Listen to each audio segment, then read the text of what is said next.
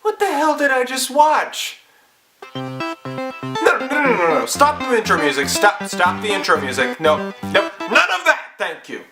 No, I need to get into this, and I don't want to spend too much time, so I need to get into this. Okay, so first, hi, I'm Steven, and I'm here to bring you my thoughts on Batman vs. Superman. Now, my feelings on this movie have gone up and down so much ever since it was even announced. Let me take you through the timeline.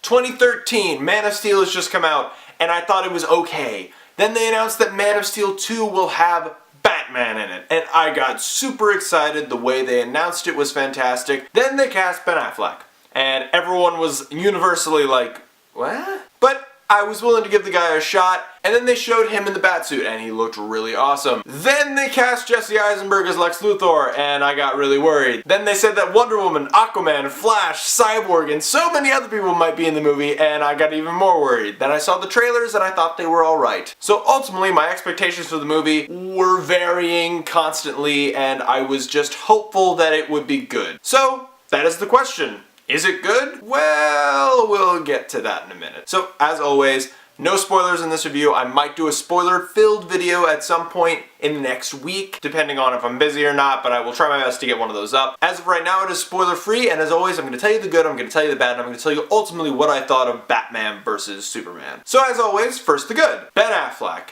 kills it as Batman. He is really good. He definitely destroyed any doubt of me thinking that he would be bad. He definitely fits the character well, he looks really awesome in that suit, and he plays a very good old seasoned Bruce Wayne, much in the vein of the Dark Knight Returns, which is my favorite graphic novel. You can definitely see the inspiration for that. And that opening scene where you get to see Bruce Wayne in Metropolis, seeing where he was during Man of Steel, it's super emotional, and I literally got goosebumps during it. It was really well handled. Also, Gal Gadot as Wonder Woman, I thought she was great. At first I was a bit worried because I listened to her talk a little bit, and there was an accent, and I just didn't really picture Wonder Woman speaking with an accent, just all the versions I've seen of her in cartoons, and really haven't had an accent, but I really didn't mind it. Also, when she comes in during that Doomsday fight, oh my gosh, it is awesome. Like, the guitar comes on. You can tell the guitarist was just waiting for it to come on, like,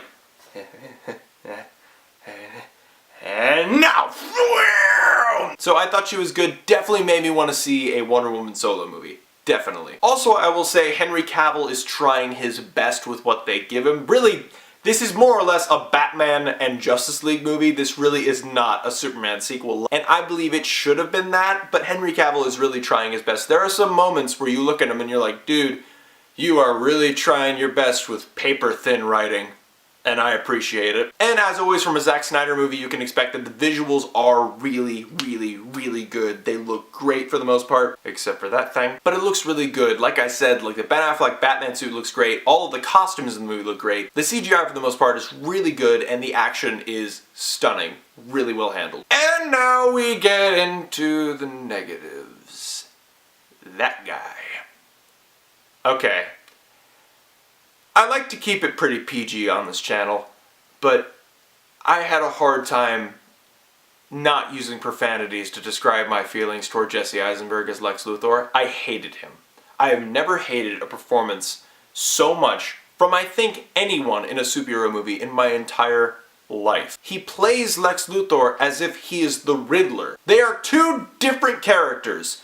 Lex Luthor to me has always been methodical. He's always been controlled and strong when he's around people. And then you did have another side to him which was a little more insane and more power hungry, greedy, and you could definitely tell that there was something wrong with him. But this is a character who in the comic books became President of the United States of America. Look at Jesse Eisenberg and tell me you can see that. No! I absolutely hated his performance. And yes, comic book nerds who live in your mother's basements, I get it. There are different versions to the character, and you don't understand because you don't read comic books. No! I read comic books. I have an entire rack of them right here. And I know that there are different versions of characters. I know that. But you can tell me there's a version of Batman who shoots mustard and ketchup out of guns, and I'll agree that it's different. It's also stupid. Speaking of Batman, they do some morally questionable things with his character in this movie that I truly was not a fan of. For example, he straight up kills people. What? I know that there are versions of Batman where he does kill people, and I'm all okay with having a different interpretation of Batman, but I look at it from an audience perspective, and I look at it from being a comic book fan as well, and to me it just doesn't make sense. Look, one of his biggest moral compasses is the fact that he does not take lives. And that, to me, sets him apart from these villains. And it's not like in The Dark Knight where, oh, he accidentally pushed Harvey Dent off a ledge, therefore he kinda killed him, but it was unintentional and he just kinda died. No, this is straight up, he has machine guns on the Batmobile and on the Batwing. What? Like, not even small ones, it's like full, like, Vietnam, like, napalm raining down on people. And there is no justification for it. At all. Look, if there was a sentence between him and Alfred, just a minute-long conversation where he goes, no, I have to kill these people, it's a permanent solution, I lost Robin, I have to do this, I would have been fine with it. But since they never justify it, and he's blatantly killing these people, my question is, in this universe, why is Joker still alive in Suicide Squad if Batman straight up kills people? Uh-huh. Think about that. Speaking of paper-thin reasoning and minute-long conversations, yeah, the reason why Batman and Superman fight in this movie could be solved if Batman would just listen to Superman. Lex Luthor does something and makes them fight. It's not because of their ideologies. It is not because Batman and Superman are two different characters who seek the same goal but in different ways. That, to me, is what their fight should be about. And that ultimately they understand the other one at the very end. This one? Literally, Superman tries to tell Batman in the situation, and he's like, no, Bruce, listen, and then Batman just goes, nope, not today, not in my house, and then just straight up ambushes him. Why? Pretty much, it's like there was a boardroom meeting, and one person was like, I want a Batman movie, I want a Superman movie, I want a Wonder Woman movie, I want Justice League, Aquaman, I want Cyborg. And then Zack Snyder walked in and was like, guys, you're all right. Let's just put them all in there. It's not like Marvel did anything to build up any of their heroes and had it feel organic. Let's just put it all in there. Yeah, it's fine. It's just fine. Let's put a Flash cameo in there that makes no sense. What? Look, pretty much the best description I can give this movie is imagine the first Iron Man happened, and instead of it being awesome, it was mediocre at best. And then immediately from that, they tried to go into the Avengers. That is how rushed the pacing of this movie is, and I am disappointed purely because Batman and Superman, these are the two most recognizable superheroes in the entire world. You show anyone a bat symbol or anyone a Superman S and they know exactly who you're talking about. And throughout their many movie iterations of both characters, we have never seen them meet one time, and this is their first time meeting, and it's just okay?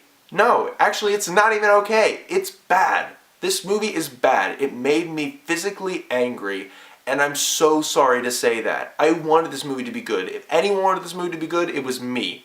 Batman is my favorite superhero, and I'm glad Ben Affleck did a very good portrayal of him, but at the same time, introducing a concept like Batman killing to an audience that has been geared to believe that Batman doesn't kill, not from one movie, but an entire trilogy of movies that told us, hey, he doesn't do that.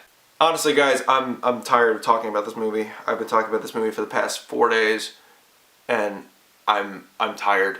It's just bad, and honestly, I might see it again only for the sake of trying to understand what happened. But other than that, this movie really is just 2.5 hours of trying to set up an entire universe, and that is not a good idea.